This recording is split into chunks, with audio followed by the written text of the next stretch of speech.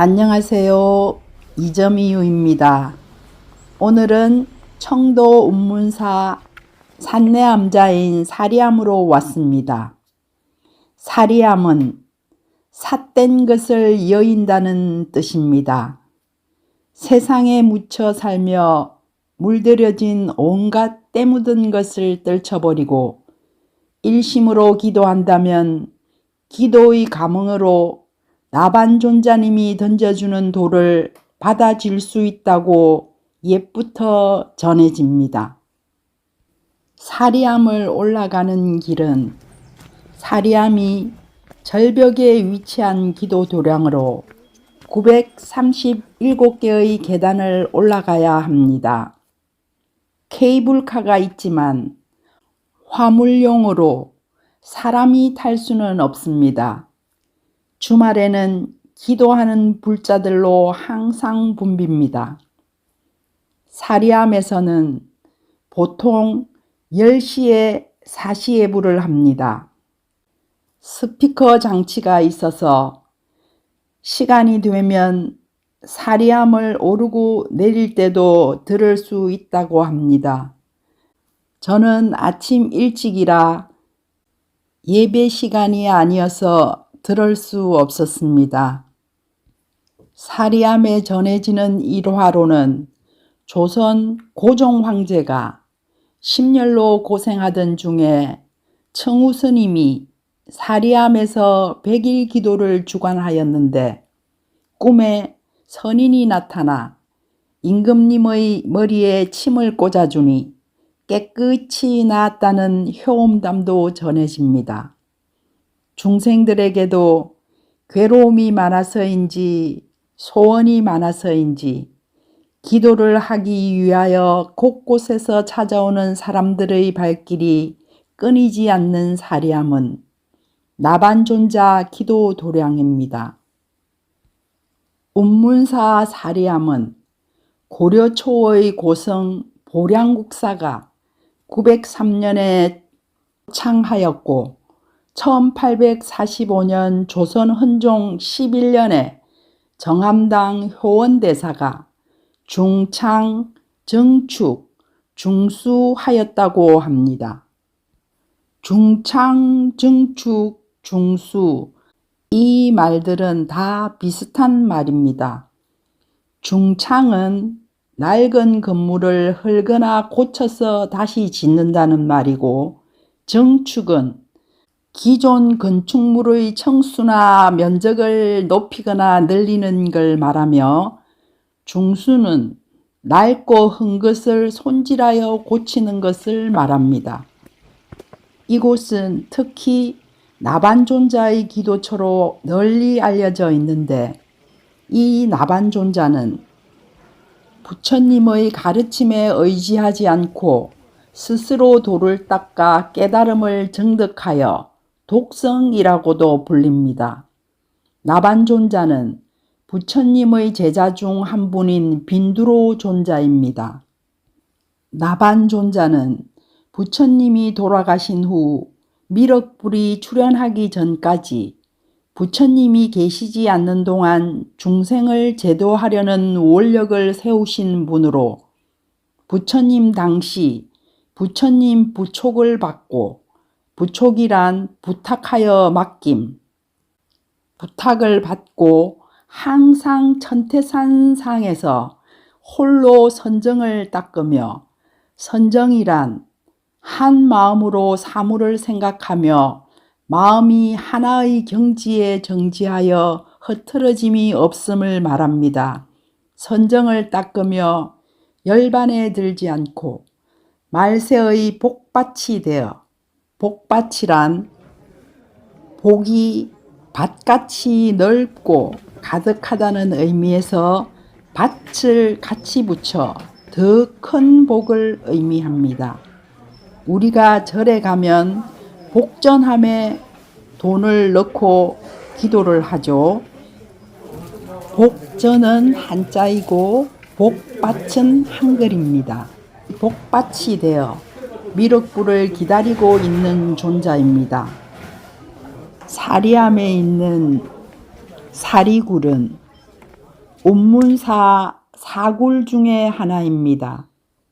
운문산의 동쪽에는 사리굴, 남쪽에는 호암굴, 서쪽에는 화방굴, 북쪽에는 묵방굴이 있다고 합니다. 이 사리굴에는 나반존자가 직접 모습을 드러냈다는 전설이 있습니다. 이곳에서도 정각처럼 기도를 할 수 있습니다. 옛날에는 이곳에서 한 사람이 살면 한 사람의 쌀이 나오고, 두 사람이 살면 두 사람의 쌀이 나오고, 10사람이 살면 10사람의 쌀이 나왔는데, 하루는 더 많은 쌀을 나오게 하려고 욕심을 부려 구멍을 넓힌 후부터는 쌀이 나오지 않고 물이 나오게 되었다는 전설이 전해지고 있습니다. 천태각은 일명 독성각이라고도 하며 1845년 조선 헌종 11년에 신파대사가 초창하여 나반존자상을 봉안하였습니다. 이 나반존자의 후면에는 1851년 조선 철종 2년에 봉안한 독성탱화와 경봉화상이 저만한 삼신탱화가 함께 봉안되어 있습니다. 천태각 밑에 있는 비석은 금호당 화상이 세운 중수비입니다.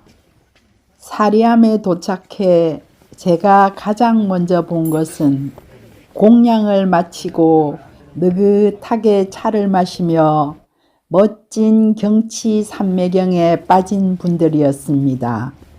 사리암에는 이른 아침부터 하루 3번 공양을 할 수 있다고 합니다. 부처님 당시 사찰은 요즘과 달리 부엌이 없었습니다. 당연히 사찰에서는 음식을 조리할 수 없었습니다. 당시 수행자들은 마을에 들어가 음식을 빌어온 후 적당한 곳에서 공양을 하는 것이 일반적이었습니다. 제가 어릴 때도 이런 탁발 문화를 본 듯합니다. 탁발이란 출가성녀의 청렴한 생활 방식이자 수행 방식으로 집집마다 다니며 벌이 꽃에서 꿀을 취하듯 하는 것을 말합니다. 탁발하는 성녀의 자신과 음식에 대한 집착을 없애고 보시하는 이의 복덕을 길러주는 공덕이 있다고 하여 석가모니 부처님 당시부터 행하였습니다. 그러다 선종이 내면 명상을 주장하며 사찰의 일부가 산으로 들어가게 됩니다.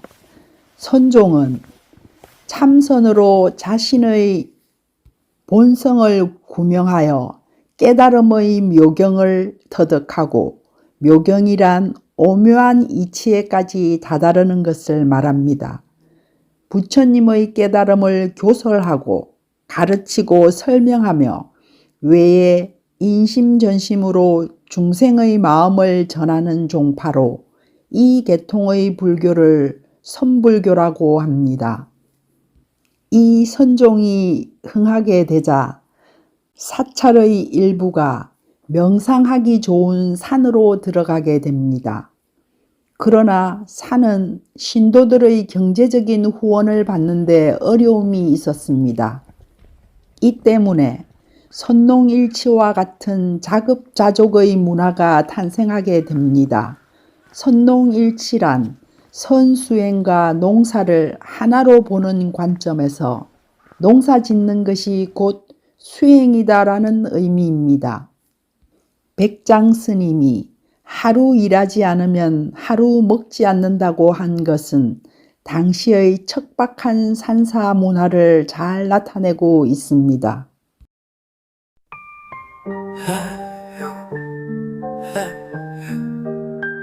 목청껏 부르던 노랫소리 하하가르르 배 아프게 웃던 그때처럼 그 시절의 웃음소리 그 끝없이 울려 퍼지네.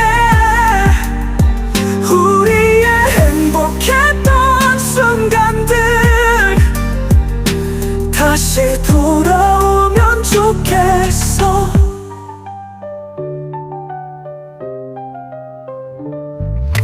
길을 걸으며 부르던 그 노랫소리들,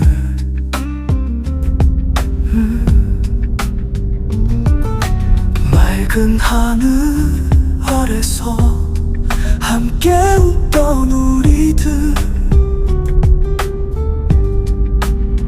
그 시절의 웃음소리 끝없이 울려 퍼지네. 우리의 행복했던 순간들 다시 돌아오면 좋겠어. 시간이 흘러도 잊지 못할 그때의 우리 노래, 마음속에 새겨진 영원한 우리의 이야기. 그 시절의 웃음소리 끝없이 울려 퍼지네.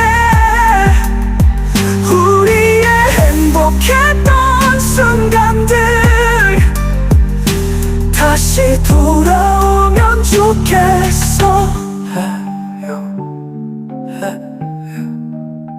우리의 노랫소리 아까르르 그때처럼